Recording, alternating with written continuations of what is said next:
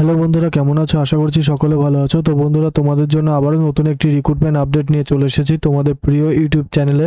আর আজকে যে রিক্রুটমেন্ট আপডেটটি তোমাদের জন্য নিয়ে এসেছি সেটি হচ্ছে ভাবা অ্যাটমিক রিসার্চ সেন্টারে কিন্তু নতুন একটি নিয়োগ বিজ্ঞপ্তি প্রকাশিত হয়েছে। তোমরা ভিডিওটি দেখে বুঝতেই পারছো। তো ইতিমধ্যে আমরা ওয়েবসাইটে আছি।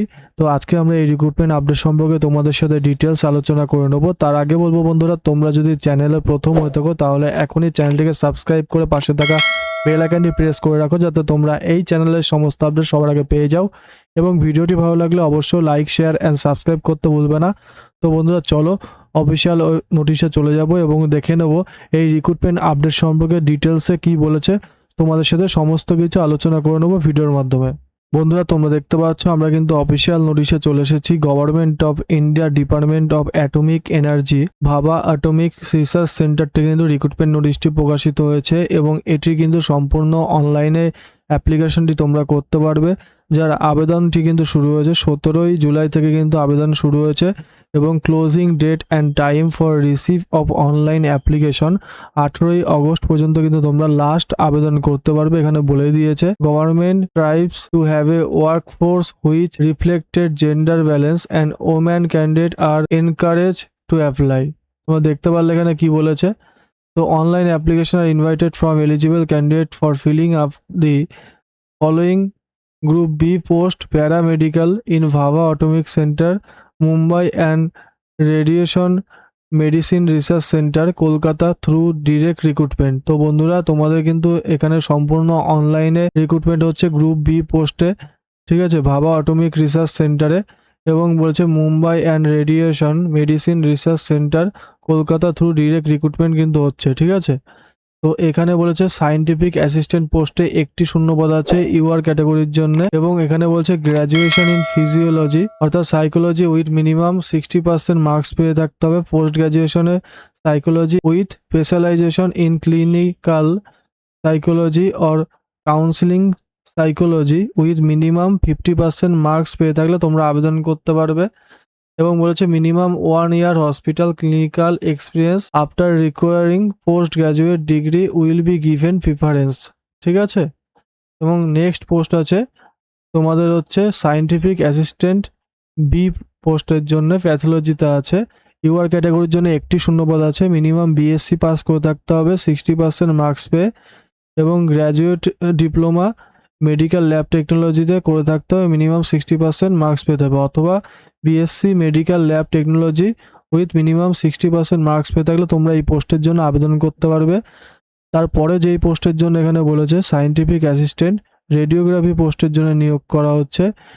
ইউনিট বলেছে বিএআরসি। তো এখানে তোমাদের ইউআর ক্যাটাগরির জন্য দুটি শূন্যপদ আছে। BSc radiography with minimum 60% marks পেয়ে থাকলে তোমরা আবেদন করতে পারবে, অথবা বিএসসি যদি পাস করে থাকো 1 ইয়ার ডিপ্লোমা রেডিওগ্রাফিতে তোমাদের এক্সপিরিয়েন্স লাগবে এবং মিনিমাম 50% মার্কস থাকলে তোমরা আবেদন করতে পারবে। যদি এক্সপিরিয়েন্স থাকে তাহলে 50% মার্কস পেলেও তোমরা আবেদন করতে পারবে। তারপরে যে পোস্টে নিয়োগ করা হচ্ছে scientific assistant B nuclear medicine টেকনোলজিস্টে নিয়োগ করা হচ্ছে বিএআরসি অ্যান্ড আরএমআরসিতে তোমাদের নিয়োগ করা হচ্ছে ইউনিটে। দুটি শূন্যপদ আছে ইউআর ক্যাটাগরির জন্য।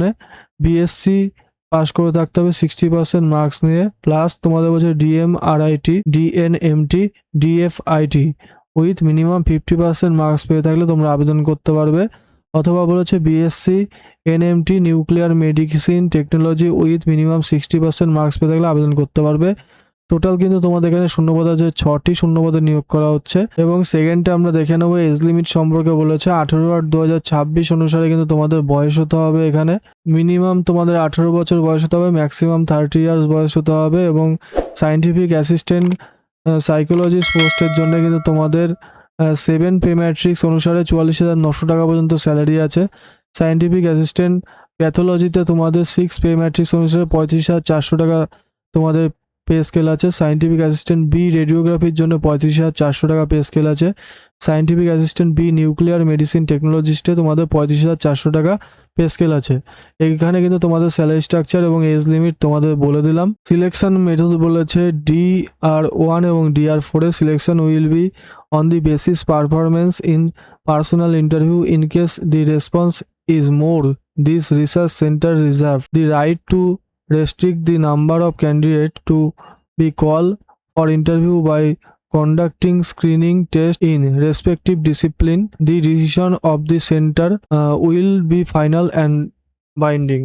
তো বন্ধুরা, তোমাদের কিন্তু পারফরমেন্সের উপরে তোমাদের এখানে ইন্টারভিউয়ের মাধ্যমে কিন্তু সিলেকশন করা হবে এবং তার ডিসিশন কিন্তু তোমাদের সেন্টার কিন্তু নেবে। হাউ টু অ্যাপ্লাই কি বলেছে তোমরা দেখে নাও। বলেছে only online application will be accepted, অর্থাৎ শুধুমাত্র অনলাইনে অ্যাপ্লিকেশনটি কিন্তু এখানে আবেদনে করলে তোমাদের গ্রহণযোগ্য, ঠিক আছে। এবং the facility of online application open প্রথমেই বলেছি 17/7 থেকে 18/8 পর্যন্ত চলবে 26 সালের। এবং অনলাইন সাবমিশন করতে গেলে তোমাদের recruit.barc.gov.in এর অফিসিয়াল ওয়েবসাইটে আসতে হবে। আসার পরে ক্যান্ডিডেট এবং এখানে হাউ টু অ্যাপ্লাই অপশনে ক্লিক করলে কিন্তু তোমরা অ্যাপ্লাই করতে পারবে। এবং তোমাদের অ্যাপ্লিকেশন ফি সম্পর্কে বলেছে তোমাদের 150 টাকা এখানে কিন্তু অ্যাপ্লিকেশন ফি পেমেন্ট করতে হবে। এবং তোমাদের কিন্তু SC ST এবং ওমান ক্যাটাগরির ক্যান্ডিডেট হলে কোনো রকম আবেদন মূল্য এখানে তোমাদের লাগবে না এবং পেমেন্টটি কিন্তু সম্পূর্ণ অনলাইনেই করতে হবে।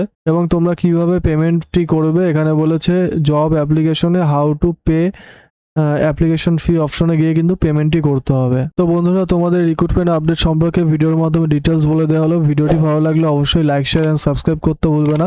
তো ভিডিওটি দেখার জন্য অসংখ্য ধন্যবাদ বন্ধুরা তোমাদের সকলকে।